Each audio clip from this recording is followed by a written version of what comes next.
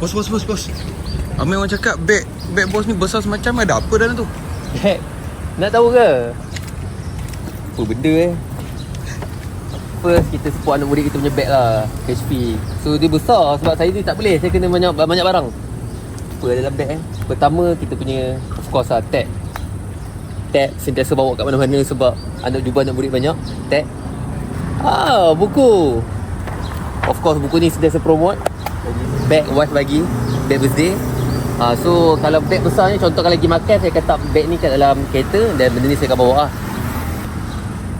Of course lah kamera DJI. Sebab orang datang je saya pacak tu rakam saya. So DJI ni penting lah, saya akan rakam kat mana-mana saja. OOTD pun saya pakai benda ni juga.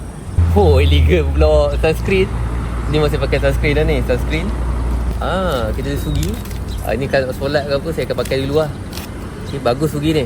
Okay, duit cash RM4 cash. Ini of course lah, charging untuk semua benda dekat DJI ni. Kat rumah, mood booster untuk kalau stress ke apa, saya okay, lagi ni surat. Itu je. So inilah kenapa beg saya banyak. Inilah kenapa beg saya besar, sebab ni. Okay, berhati. Yang penting sugi bawa kat mana-mana, sunscreen bawa kat mana-mana. Itu je. Okay, bye-bye.